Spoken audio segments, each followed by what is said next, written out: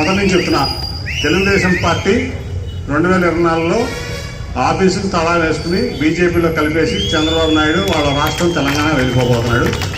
ఈ పార్టీ బీజేపీలో కలిసిపోబోతూ ఉంది. దాంట్లో ఎటువంటి ఆలోచన లేదు.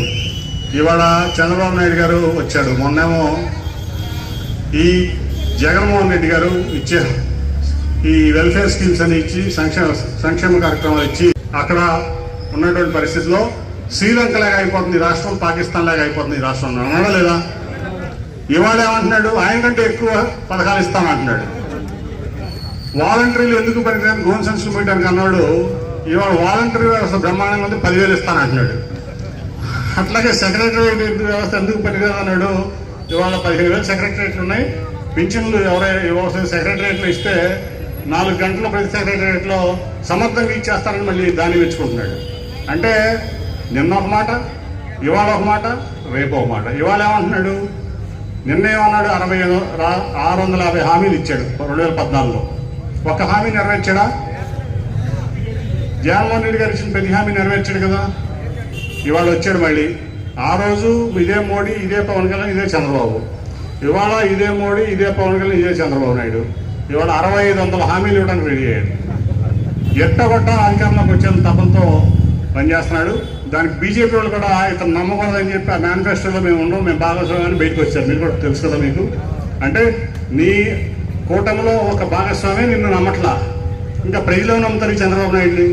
కాబట్టి ఇవన్నీ కూడా ప్రజల్లోకి తీసుకెళ్లి భారీ మెజార్టీతో మన ఎమ్మెల్యే గారిని గెలిపించుకోవాలి. మీరందరూ ముందు పెట్టాడు ఆయన. అది తెలియదు ఈ తెలుగుదేశం మీడియాకి కానీ, తెలుగుదేశం చంద్రబాబు నాయుడు కానీ, ఇక్కడ ఉన్న ఎమ్మెల్యేకి కానీ, పాత మాజీ మంత్రికి కానీ. పాపం ఆయన గురించి ఇప్పుడు మాట్లాడుకోవడం కూడా అనవసరం. సచిన్ పవన్ ఇంకా చంపడం నాకు ఇష్టం లేదు, ఏదో సంవత్సరం చెప్పాల్సి వచ్చింది. కానీ పాపం ఆయన ఇంకా నేను ఆయన గురించి మాట్లాడదలుచుకోవాలి. ఈ నందిగంలో మాట్లాడాను కాబట్టి ఆయన ఏం చేయలేదని మాట్లాడాను తప్ప, ఆయన ఆల్రెడీ పాపం చచ్చిపోయిన పాము. ఆయన ఇంకా కొట్టి మనం ఏం చంపుతాం. సో ఇంకోటి ఏంటంటే పాపం సౌమ్య కోసం ఏదైనా ప్రభావం అమ్మాయిగా నిలబెట్టింది ఇదే దేవినేని ఉమామహేశ్వరరావు. ఆయనకి టికెట్ రాకపోతే కనీసం ఇంటికి వెళ్ళి పలకరించినటువంటి పరిస్థితిలో ఇక్కడ ఎమ్మెల్యే సౌమ్య ఉందంటే అంగడాల నరసింహం, ఎస్కే జాని, కొడాలి రవీంద్రబాబు, బాబు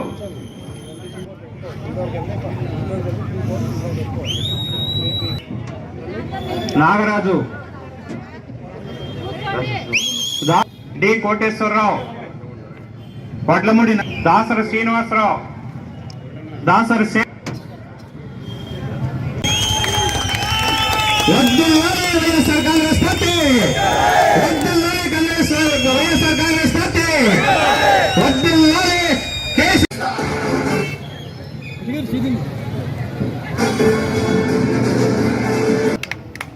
వారిని కూడా వేదిక రావాల్సిన. అట్లానే కొంగర